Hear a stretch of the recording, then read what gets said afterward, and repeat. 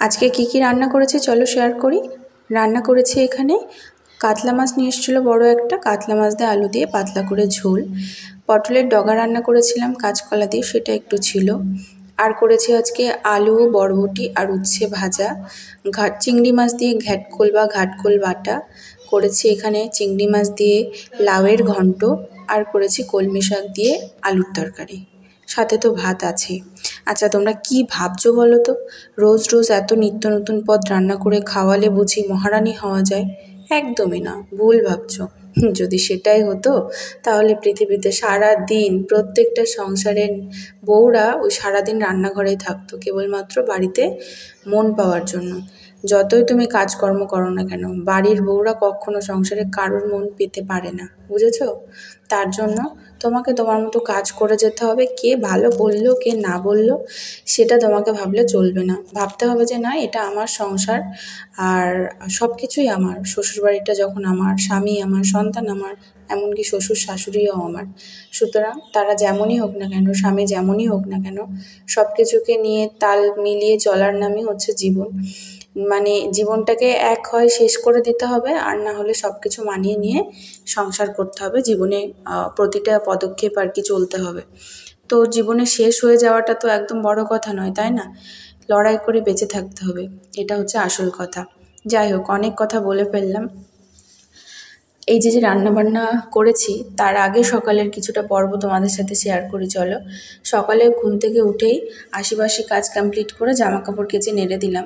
সকাল সকাল জামাকাপড়গুলো নেড়ে দিলে না সুবিধা হয়, শুকিয়ে যায় আর কি।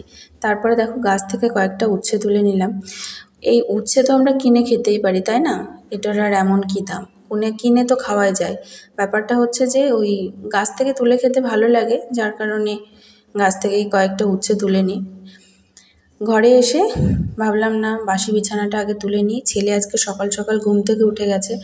ন্যাচারালি ও একটু বেলা করেই ওঠে, এখন আগের মতন আর নেই, বড় হচ্ছে। আর রাত্রে আমার সাথেই ঘুমায়, বলতে গেলে 11:30 12টা। আমি যদি 1টা 2টোর সময় ঘুমাই কোনো কারণে, ও তাহলে তখনই ঘুমায়। ব্যাপারটা এরকম হয়ে গেছে।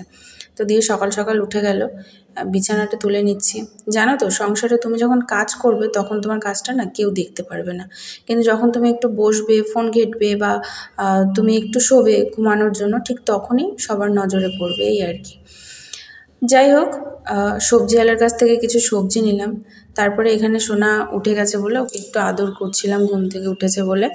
তো তারপরে গিয়ে এখানে ফ্রিজ থেকে কিছু শাক পাতা যেগুলো ছিল আর কি, সেগুলো বের করে নিলাম। রান্না করছি এখন এখানে, ওই যে বললাম আলু দিয়ে যে ভাজাটা দেখালাম ওটাই করছে প্রসেনজিৎ। ওই যে সেই কাতলা মাছটা নিয়ে এসছে, অনেক বড় একটা কাতলা মাছ নিয়ে এসছে। কিছুটা রেখে দিয়েছি, আর কিছুটা ওই যে দেখলেই তো আজকে রান্না হয়েছে। না, প্রসেনজিৎ আজকে হেল্প করেছে, ও এমনিতে হেল্প করে। আমি যে কথাগুলো বললাম এগুলো যে শুধু আমার সংসারে এরম না, এরম কিন্তু প্রত্যেকটা সংসারের একই ঘটনা। যারা এরকম সংসারে এইসব ফেস করে না, তারা আর কি বলবো, খুব ভাগ্যবতী আর কি। যাই হোক, সব কিছু কমপ্লিট করে রান্নাটা কমপ্লিট হলো। এই তো এইভাবেই চলছে আজকের দিনটা। এই জাস্ট স্নান করে সোনাকে ঘুম পাড়ালাম, এখন আমি পুজো করব। তো ভাবলাম তার আগে ভিডিওটা এডিট করি। এই তো ঘরে বসে এভাবেই কাটছে দিনগুলো। বাড়ি গেলে হয়তো আলাদা আলাদা রকমের ভিডিও তোমরা দেখতে পাবে, আলাদা ব্যাকগ্রাউন্ড, আলাদা পরিবেশ। আবারও আমার সেই সুন্দর সাজানো গোছানো একটা ছোট্ট কুঁড়ে ঘর, সেটা তোমরা দেখতে পাবে। যাই হোক, আজকের ভিডিওটা এই পর্যন্ত। কেমন লাগলো জানিও। টাটা।